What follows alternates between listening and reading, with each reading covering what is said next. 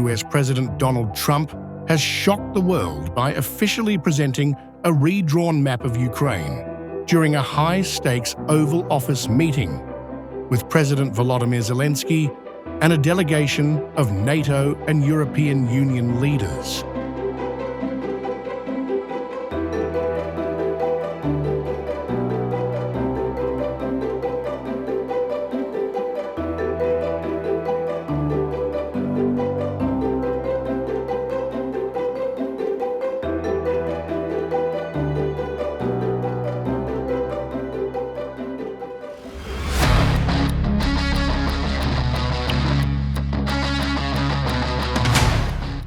The map, dated 17th August, starkly exposes Russian control over vast swaths of Ukrainian territory, and Trump is now using it to push for a dramatic new political settlement to the war.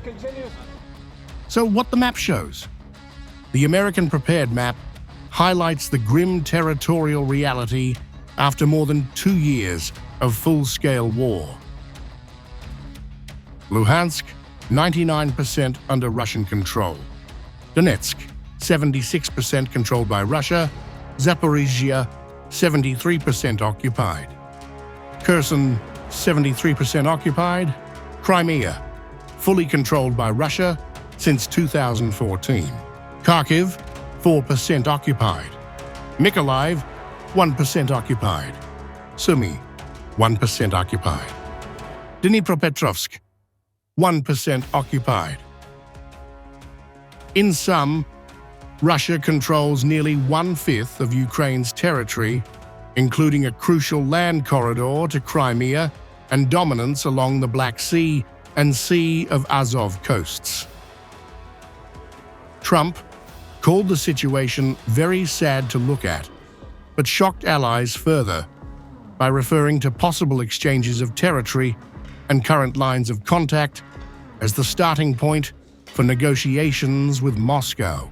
He told European allies he expects a three-way settlement involving himself, Zelensky, and Vladimir Putin, hinting that Ukraine may ultimately be forced to accept territorial concessions.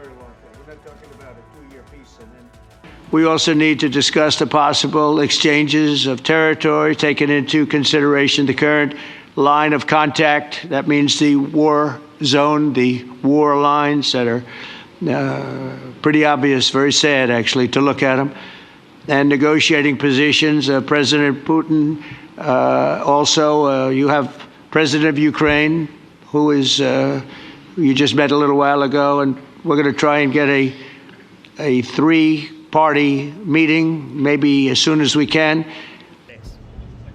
President Zelensky's reaction to the map was strikingly dual in tone.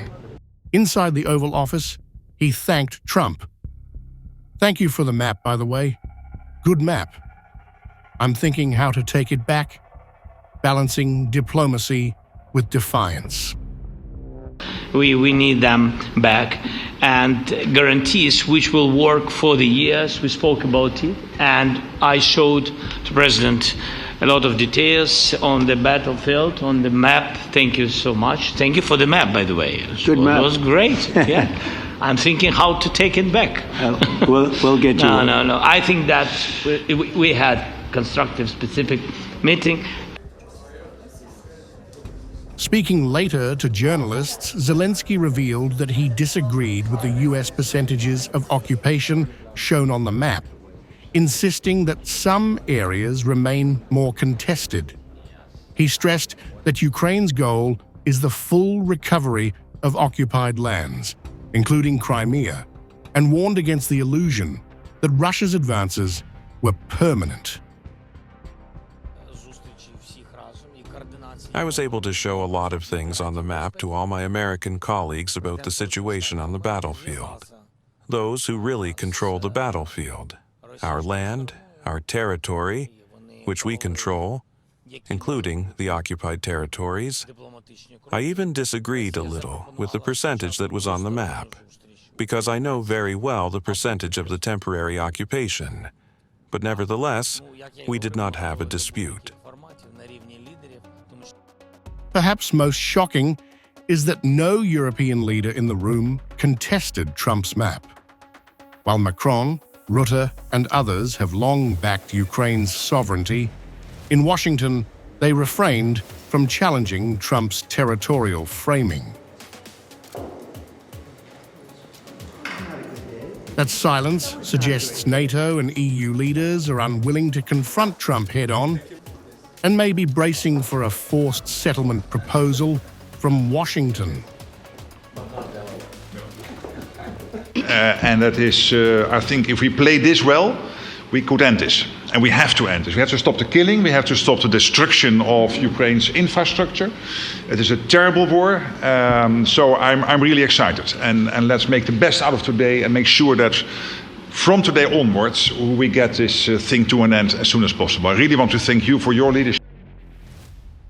By presenting the map, Trump has turned cartography into strategy. He is shifting the diplomatic debate away from Ukraine's maximalist position of total territorial restoration toward a map-based peace, freezing the conflict largely along current front lines. For Ukraine, the danger is clear. If Washington and Europe align with Trump's territorial logic, Zelensky could be isolated as the lone voice rejecting a deal that cements Russian occupation.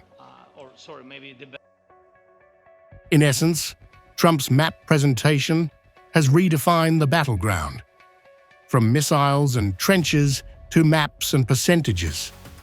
Europe looked on in silence. Putin looms as the next player at the table, and Zelensky is left fighting not just Russia, but also the creeping acceptance of a new map of Ukraine in the West.